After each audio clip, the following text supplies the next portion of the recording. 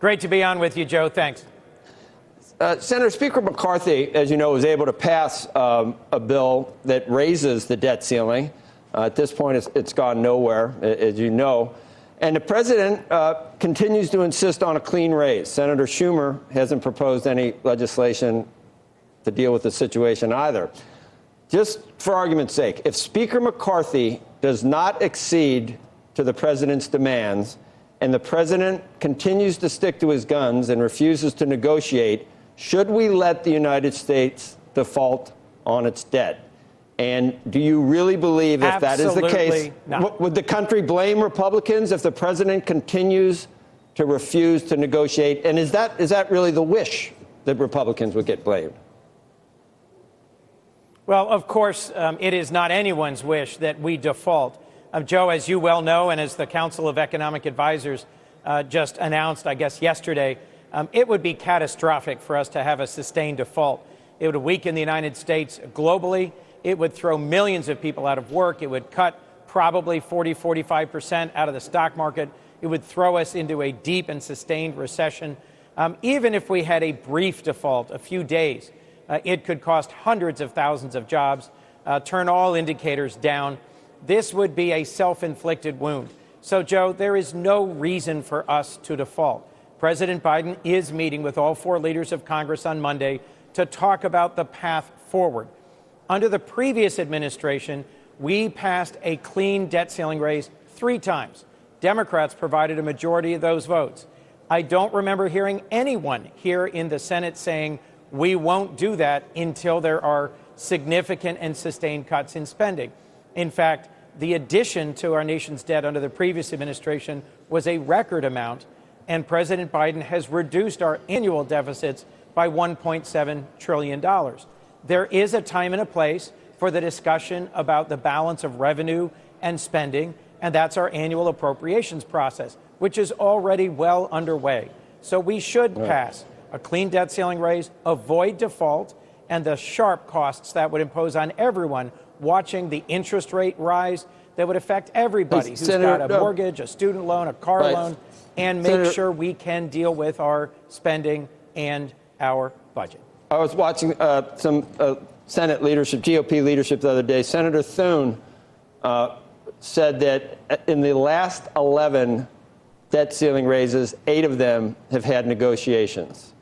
And I've seen some articles written where Speaker Pelosi was demanding that the Trump administration negotiate to raise the debt ceiling. So 8 out of 11, almost 70% of the time, there have been negotiations. So everybody on your side keeps bringing up what happened during the Trump administration. It's not unprecedented. In fact, it's more common that there are negotiations. But my simple question to you, once again, is if Speaker McCarthy does not accede to President Biden's demands for a clean raise, is the president willing to let the country go into default?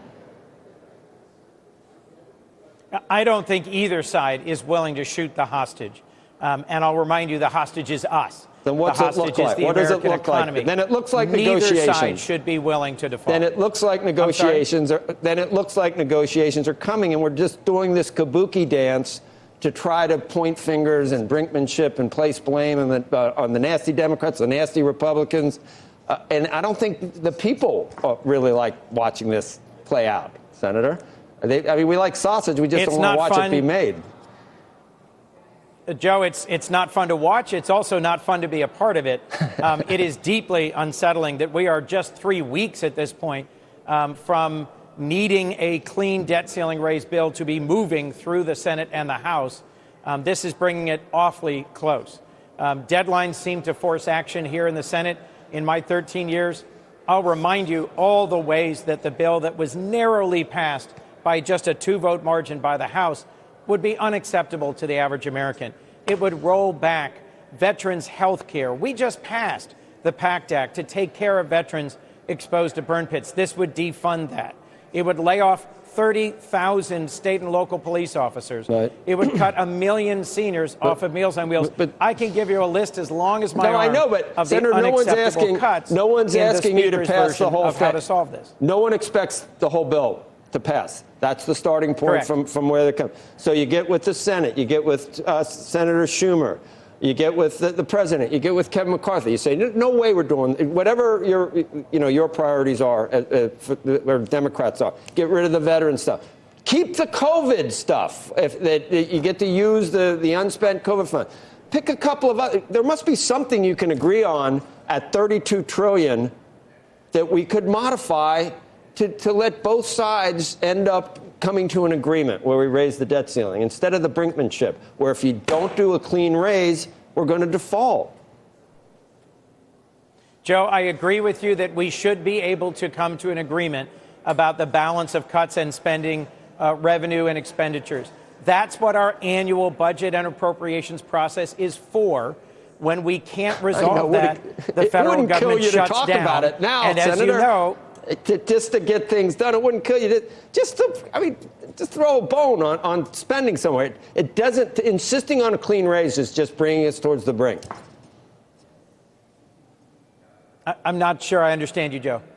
I'm saying that just insisting on a clean raise you're not precluded from talking about some budgetary things at this time. It's not like it's your reserve for this next time and can't possibly be discussed now. It wouldn't hurt to at least address some of the $32 trillion where both sides say, you know what?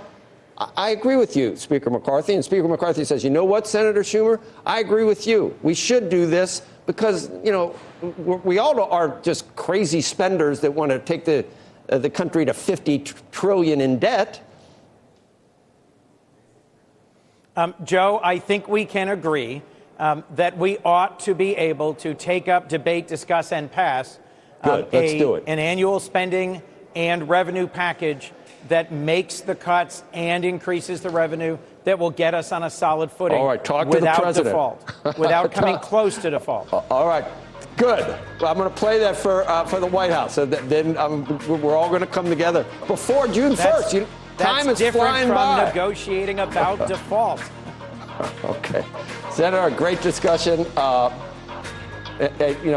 Whenever you're on, my daughter knows your kids, and I just am glad to see you and have you on whenever you're on, sir. And I thank you for what you do, because it's easy for me. Things to worry about. We should take default off the table. We get to bloviate all we want. You're the ones that actually have to come up with something. So I appreciate your service. Thanks.